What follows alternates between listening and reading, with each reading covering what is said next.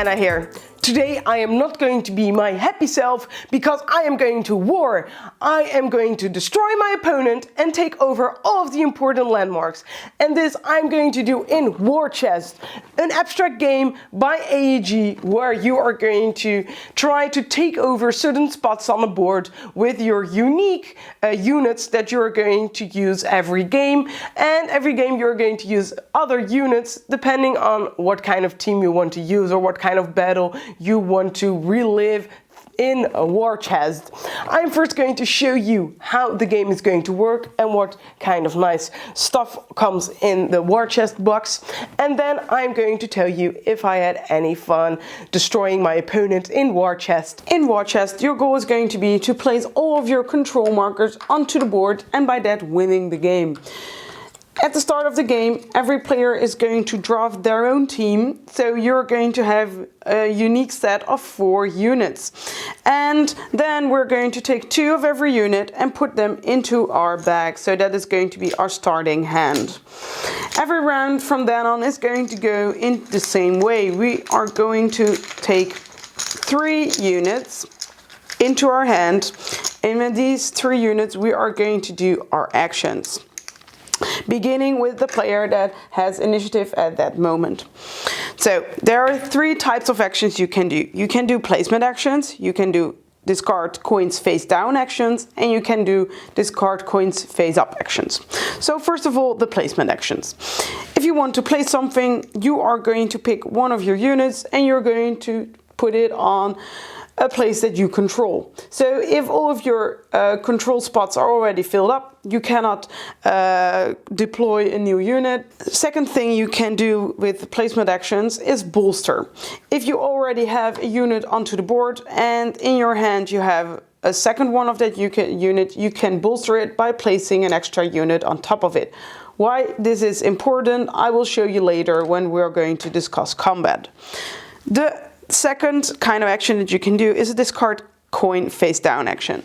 With that you can claim initiative, so from the next round on you are going to be the first player. You can recruit. When you recruit, you're going to put 1 coin face down and then you're going to take 1 unit that you want extra from that moment into your bag. The last thing that you can do by discarding a coin face down is passing. Sometimes you just want to wait on what your opponent is going to do, and then passing is a smart thing to do. The third kind of action is going to be a discard face up, a coin face up. These are mostly actions for which you're going to be able to do things with your coins on the board, and to be able to do that you have to discard a matching coin. One of the things that you can do is move your unit.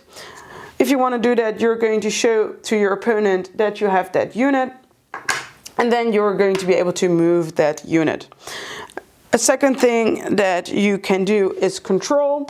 Control means that if a unit that is yours is on a control space, you are going to be able, by discarding again a matching unit, you are going to be able to place a control marker onto that space and by that getting closer to victory. The third thing that you can do by discarding a coin face up, again a matching coin, is going to be attacking. If you attack normally, there are some units that have a special ability, but normally you are going to be able to discard an enemy unit that is in 1 space from you. So with the mercenary I could actually get rid of this marshal, and that is why bolstering is important, because if that marshal would have been bolstered, you always get rid of 1, so then he would still be on the board and not totally annihilated. So that's why it's sometimes good to bolster. The fourth thing that you can do by discarding a face-up coin is, if the card has that, is doing the tactic of a card. So for example, this light cavalry card can do his or her tactic, and that is move 2 spaces. Again, you have to discard the matching coin to be able to do the tactic of a card.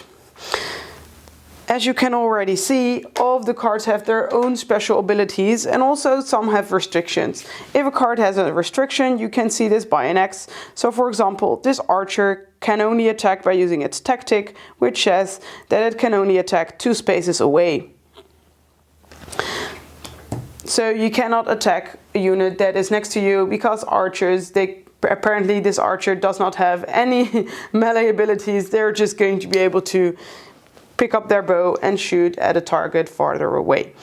So we're going to do this back and forth by deploying, by bolstering, claiming initiative, recruiting new coins, because every time your bag is going to be empty, you are going to take all of the discarded face up and face down coins, and you're going to be putting them back into your bag.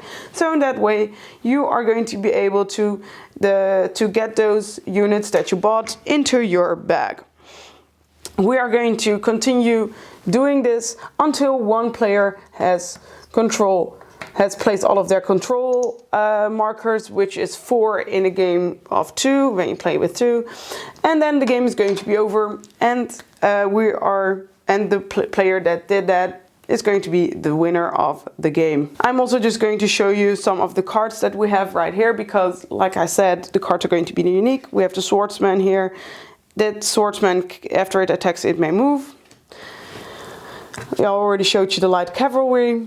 Let's go to the enemy. We have this marshal here. That's pretty cool. The marshal can let another one of your units attack that's within 2 spaces. So that can become in pretty handy. You just want him a little bit in the back, and then all of your other units, you can let them attack with your marshal.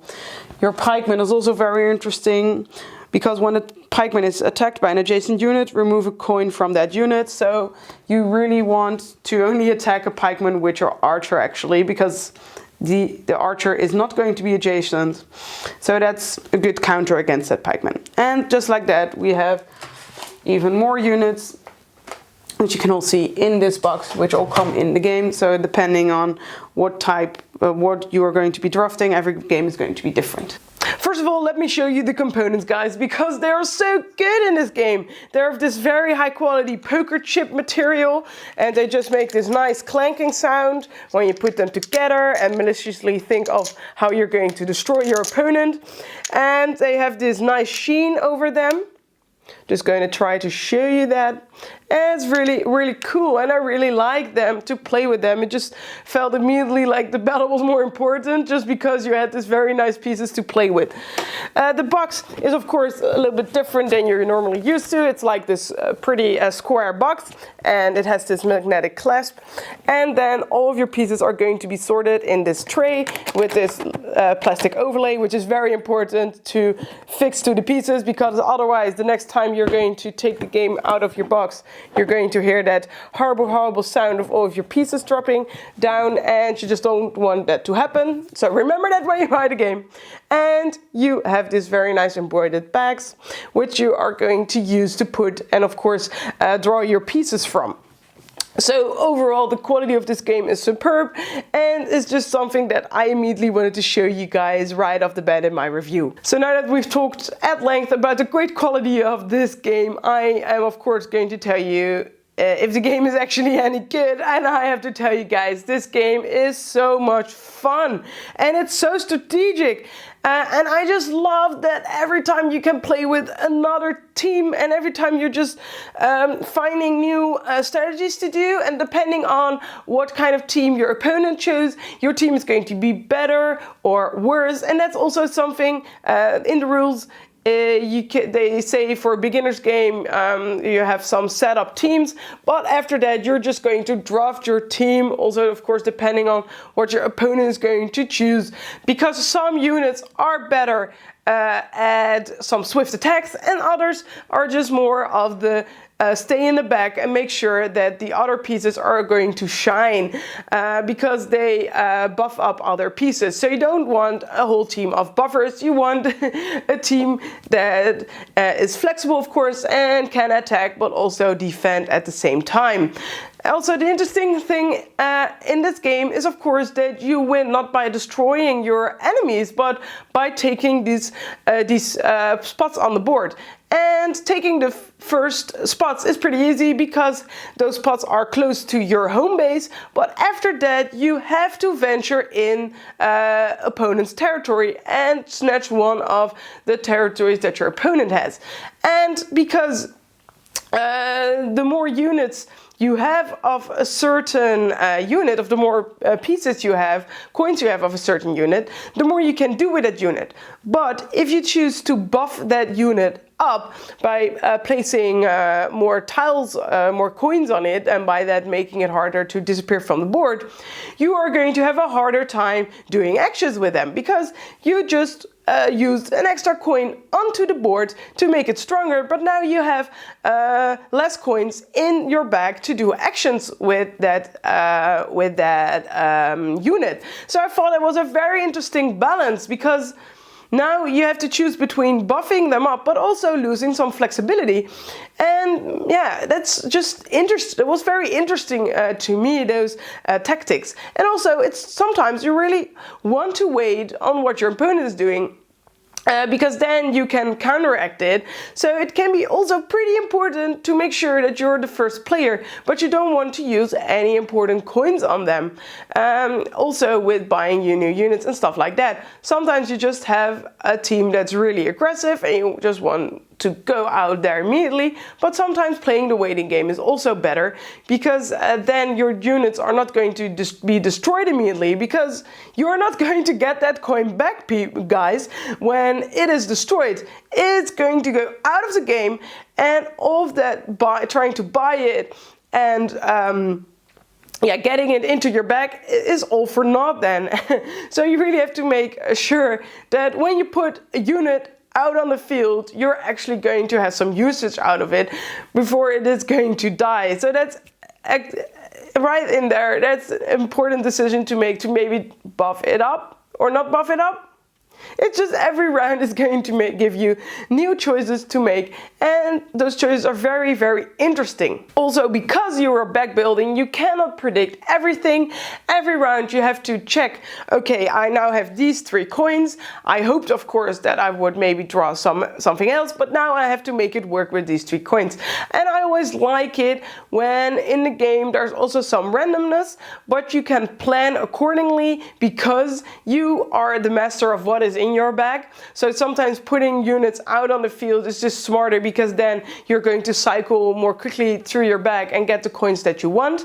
That's also a way that I have won. I thought I was going to do horribly because all of my units were getting killed, but because of this I also had fewer coins in my bag and could use the units that I still got more efficiently. So that's also, there are so many different, like I told you guys, there's so many different things to keep in mind of, and that just makes the game so much interesting to me. Also, like the fact that you can do face up and face down, coins face up and face down actions, so your opponent never really knows what is still in your bag and what not. That's also something, of course, to be aware of. In your first couple of games, you're probably not really checking you're probably not really concentrating on that. You have to concentrate enough on just getting your own strategy going. But if you play more games, this is certainly something that's very important to be aware of what your opponent still has as coins, because then you know this unit is not that dangerous, for example, for my opponent. He or she is not going to take over my spot that I already claimed, because he or she does not have any coins and they're all in their discard, so they're only going to be able to use that unit again when they shuffled and took all of their discards and put it back into their bag. And that's of course very important, because then you can just ignore that piece of the board and concentrate on a different part and swiftly attack there. So the only thing left for me to say is try out War Chest if you want a game that has a lot of replayability, that you can teach in only a couple of minutes and that you can play with anyone. If you like skirmish type abstract games, you are really going to enjoy this game, I think. So I can only highly recommend War Chest by AEG.